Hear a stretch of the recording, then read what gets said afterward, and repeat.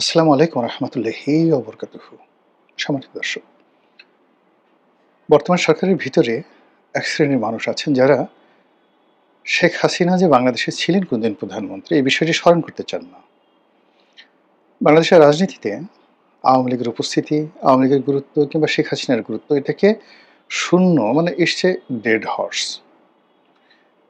আজকে এই ভিডিওটি যে তারিখে করছি এই তারিখে দেখলাম যে আমাদের স্বরাষ্ট্রমন্ত্রী জনাব সালাউদ্দিন সাহেব তিনি যেটি বললেন যে শেখ হাসিনা নয়, আওয়ামী লীগ, আওয়ামী লীগের যে দাফন, দাফন মানে কবর। আমরা বলি দাফন কাফন বা কাফন দাফন। তো সেই যে আওয়ামী লীগের দাফন এটা দিল্লিতে হয়ে গেছে। মানে একটা লোক মরে গেছে। তো মরে যাওয়ার পর তো আসলে সেখান থেকে আসলে নতুন কিছু উদ্ভব হয় না।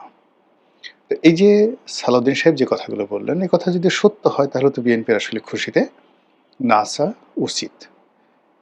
অন্যদিকে আবার বিএনপির মধ্যে, বিএনপির বাইরে, সরকারের মধ্যে, সরকারের বাইরে, সাধারণ জনগণের মধ্যে আওয়ামী লীগ নিয়ে বিপরীতমুখী একটা মিশ্র প্রতিক্রিয়া রয়েছে। সেই প্রতিক্রিয়া হলো আওয়ামী লীগ আছে, আওয়ামী লীগ থাকবে, আওয়ামী লীগ আসছে কিংবা আওয়ামী লীগ আসবে, শেখ হাসিনা আসবে, শেখ হাসিনা আবার ইত্যাদি ইত্যাদি নানা রকম। এ গেল আওয়ামী লীগ বনাম শেখ হাসিনাকে নিয়ে সরকারের ভিতরে এবং বাইরে বিপরীতমুখী চিন্তা।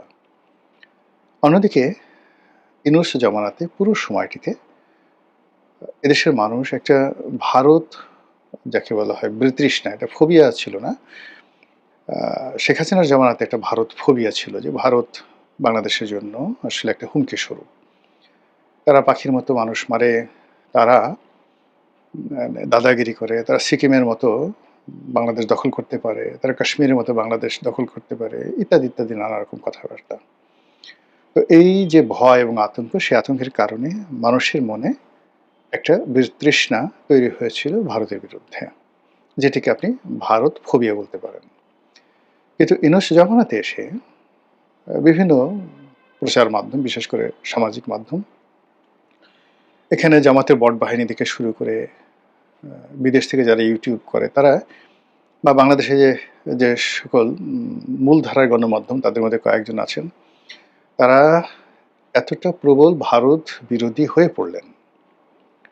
অবস্থা দৃষ্টে মনে হচ্ছিল যে বাংলাদেশ এবং বাংলাদেশের জনগণ জাস্ট লাইক রোমান সম্রাট জুলিয়াস সিজারের জমানাতে রোমানদের যেরকম ক্ষমতা ছিল, বা জুলিয়াস সিজারের যে সারা দুনিয়াতে যে ক্ষমতা ছিল, কিংবা ধরুন নেপোলিয়ন বোনাপার্টের সময় ফ্রান্সের যে ক্ষমতা ছিল, ফ্রান্সের নাগরিকদের যে ক্ষমতা ছিল, তো এরকম যে একটা অবস্থা। অথবা মহারানী ভিক্টোরিয়ার সময়টাতে ব্রিটিশ নাগরিক এবং ব্রিটিশ সাম্রাজ্যের যে আধিপত্য ছিল সারা দুনিয়াতে, বাংলাদেশ সম্ভবত ওই পর্যায়ে চলে গেছে।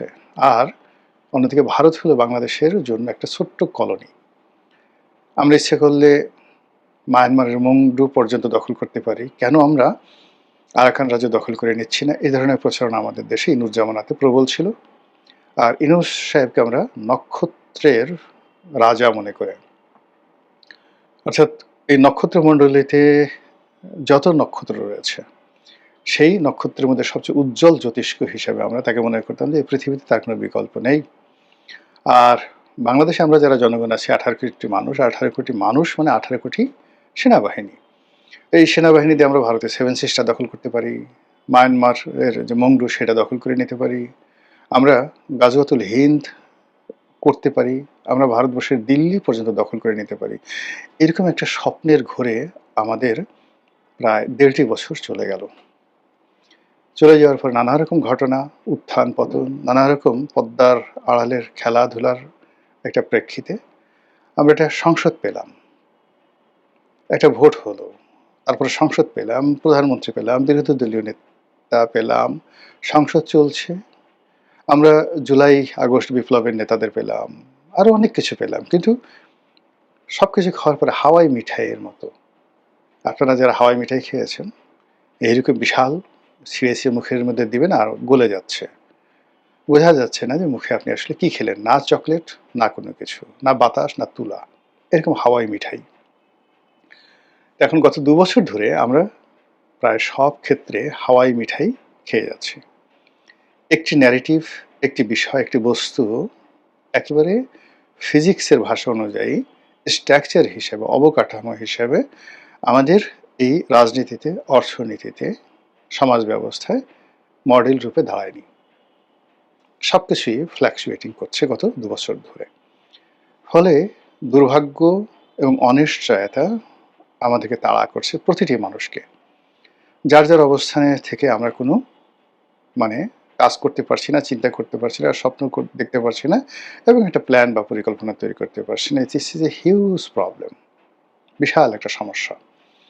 এখন এই সমস্যাগুলো দূর করার জন্য সবার আগে যেটি দরকার সেটা হলো আমি যা করছি সেই ব্যাপারে আমার একটা অবকাঠামো থাকতে হবে, মানদণ্ড থাকতে হবে। আমি যা স্বপ্ন দেখছি একই অবস্থা, আমার যারা প্রতিপক্ষ তাদের সম্পর্কে আমাদের একটা ধারণা থাকতে হবে।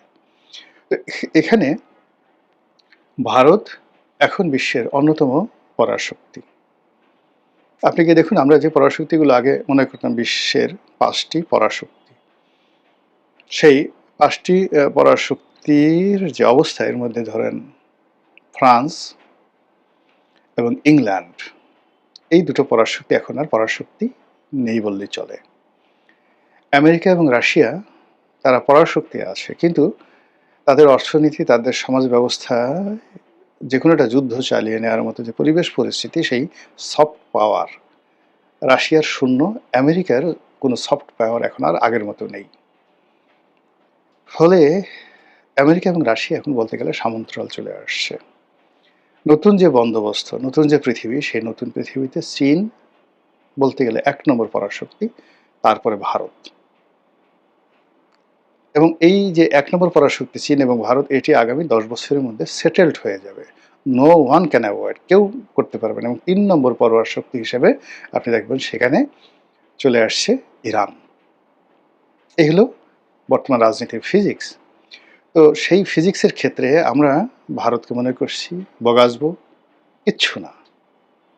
আমাদের জন্য হাওয়াই মিঠাই। আমরা ইচ্ছা করলে দিল্লি দখল করতে পারি, গাজাওতল হিন্দ করতে পারি। আমাদের সেনাবাহিনীর মধ্যে এখন যে নতুন 4টি ইউনিট করা হয়েছে 4 জন খলিফার নামে, এই 4টি কোম্পানি, এক একটা কোম্পানিতে গড়ে ধরেন 100 জন করে সৈনিক থাকে। তো ভারত দখল করার জন্য 4টা কোম্পানি যথেষ্ট, কেননা ওখানে আল্লাহর রাসূলের 4 জন বিখ্যাত সাহাবার নাম সংযোজিত আছে। এই যে বিশ্বাস, এই বিশ্বাসে কাতর অন্তত 6 থেকে 7 কোটি মানুষ আছে যারা বিশ্বাস করে যে এরকম হযরত আবু বকর সিদ্দিকের নাম নিয়ে আপনি যদি বঙ্গোপসাগরে ঝাঁপ দেন, সাগর আপনাকে ভাসিয়ে রাখবে। এই হলো অবস্থা। যাই হোক, এটা নিয়ে আর আলাপ আলোচনা করলাম না। অন্যদিকে যেটা সালাউদ্দিন সাহেব বলেছেন যে আওয়ামী লীগ এবং শেখ হাসিনা তো প্রশ্নই আসে না, সেটা চলেই গেছে। আওয়ামী লীগেরই তো কবর রচনা হয়ে গেছে দিল্লিতে, বাংলাদেশে। There is no Awami League, আর কোনোদিন ফিরে আসবে না। আপা আর কোনোদিন ফিরে আসবে না। এরই প্রেক্ষাপটে আমি মনে করি যে এখানে আমাদের সবারই একটা ফিজিক্স দাঁড় করানো উচিত। ভারতকে নিয়ে আমাদের আসলে ফিজিক্স দাঁড় করাতেই হবে। আমাদেরকে স্বীকার করতে হবে হু ইজ ভারত। আজ ভেনেজুয়েলা, আপনি গিয়ে দেখেন আমাদের মতো মানে রাষ্ট্রের চাইতে ক্ষমতা, বিত্ত, বৈভবে ভেনেজুয়েলা এখন কোন পর্যায়ে আছে। আপনি গিয়ে দেখেন মেক্সিকো, সেই মেক্সিকোর আকার, আয়তন এবং আমাদের চাইতে তাদের অবস্থান কোন পর্যায়ে আছে। এরপরে যান ব্রাজিলে, মেক্সিকো, ব্রাজিল, চিলি ধরেন ছোট দেশ, ইভেন আর্জেন্টিনা। এই যে ল্যাটিন আমেরিকার দেশের বাইরে আবার তাদের প্রতিবেশী কানাডা। এই রাষ্ট্রগুলোর সঙ্গে প্রতিবেশী রূপে আমেরিকা আসলে কি আচরণ করছে, সেই তুলনায় ভারত আমাদের সঙ্গে কি আচরণ করছে। এই রাষ্ট্রগুলো, অর্থাৎ ল্যাটিন আমেরিকার যে রাষ্ট্রগুলো যেগুলো আমেরিকার চারিদিকে আছে, ইভেন এখন ইউরোপের বন্ধুদেরকে টিটকারি করে যে ধরনের কথাবার্তা ডোনাল্ড ট্রাম্প বলছেন, ইতালি যারা একসময় সারা পৃথিবী শাসন করতেন, রোমান সাম্রাজ্য, holy Roman empire, more than 1000 years ruled around the world, সারা পৃথিবী শাসন করেছে। এবং দ্বিতীয় বিশ্বযুদ্ধের সময় তারা অক্ষর শক্তির দ্বিতীয় অংশ, জাপান তৃতীয়, হিটলারের পরে যেটার নামটা আসে সেটা হল মুসোলিনি। সেই মুসোলিনির যে ফ্যাসিজম, সেই ফ্যাসিজমের ভিত্তি করে এখন বর্তমান যিনি ইটালির প্রেসিডেন্ট রয়েছেন, মানে ইটালির যিনি এখন প্রেসিডেন্ট, তো প্রেসিডেন্ট না প্রধানমন্ত্রী আমার ঠিক এই মুহূর্তে মনে আসছে, যে ভদ্রমহিলা, সেই তাকে নিয়ে বলা হয় ইউরোপের সবচেয়ে এই মুহূর্তে পাওয়ারফুল যে কজন লোক আছেন, তার মধ্যে জার্মানির যিনি চ্যান্সেলর রয়েছেন তিনি, এবং এখন ইটালির এই যে ভদ্রমহিলা যিনি আছেন মেলানি। তো এই যে মেলোনি, ট্রাম্প বলছেন যে মেলোনি আমার সাথে ছবি তোলার জন্য পাগল হয়ে গেছে, অনেক হাতে পায়ে ধরেছে, তারপর আমি ছবি তুলেছি। তো বুঝেন যে ঠাট্টা কাকে বলে। তো সেই তুলনায় নরেন্দ্র মোদী আমাদেরকে নিয়ে কি বাজে কথা বলেছেন, কি করেছেন বলেন? ডোনাল্ড ট্রাম্প যে কাজগুলো করেছেন তার কি করেছেন, অথবা পুতিন তার আশেপাশে যারা প্রতিবেশী রয়েছে, একমাত্র চীন ছাড়া তার আশেপাশের অন্য সব প্রতিবেশীর সঙ্গে চীন এবং ইরান ছাড়া তাদের সাথে পুতিন কি আচরণ করছেন, তার 1000 ভাগের 1 ভাগ আচরণ তো মোদী করেননি আমাদের সঙ্গে। আবার ওই সমস্ত রাষ্ট্র যে শক্তিমত্তা দেখিয়েছে, যেটা ধরেন চেচেনিয়াতে সে দেখিয়েছে পুতিন, যেটি এখন ইউক্রেনে দেখাচ্ছে। তারপর ট্রাম্প যে শক্তিমত্তা দেখিয়েছে ভেনেজুয়েলাতে। তো সেই রকম যদি ঘটনা নরেন্দ্র মোদী বাংলাদেশের সঙ্গে দেখাতে চায়, কয়জন যোদ্ধাকে আপনি পাবেন? আপনি বাংলাদেশের কোনো গর্ত খুঁজে পাবেন না, সব গর্তের মধ্যে দেখবেন যে প্রাণী ঢুকে গেছে। এরকম আছে, সবাই আমাদের দেশে বড় বড় কথাবার্তা বলে। আমাদের দেশে তো যুদ্ধ একা হয়নি, 1000 বছর বাংলাদেশের ইতিহাসে বহুবার আমাদের দেশে যুদ্ধ হয়েছে সরাসরি, এবং সবসময় বিদেশিরা আক্রমণ করেছে, এবং এই বাংলাদেশে আক্রমণ করে বিদেশিরা ব্যর্থ হয়ে ফিরে গেছে, এরকম সিঙ্গেল নজির আপনি দেখাতে পারবেন না। যারাই আসছে সবাই বিজয়ী হয়েছে। কাজেই ভারতের যে ফিজিক্স, ভারতের যে অবকাঠামো, ভারতের যে অবস্থান, এটা আপনাকে আগে অ্যাসার্টেন করতে হবে এবং রাষ্ট্রকে নিয়ন্ত্রণ করতে হবে, তার জনগণকে। আদারওয়াইজ আমরা শুধু ইনভাইট করতেছি। সেকেন্ড থিং হলো শেখ হাসিনা, 6 কোটি মানুষের নেত্রী।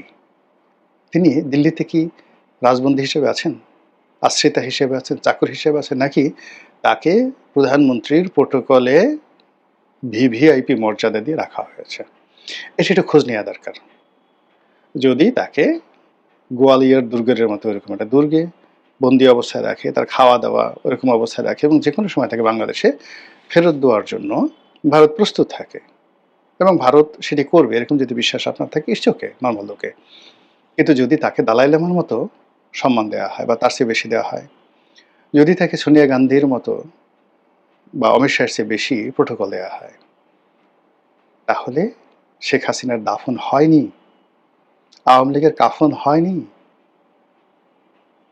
একটা শক্তি বাংলাদেশের ভিতরে আছে, 6 কোটি মানুষ, অর্থবিত্ত ক্ষমতা, তার সঙ্গে ভারতের মতো একটা পরার শক্তি একেবারে লেগে আছে।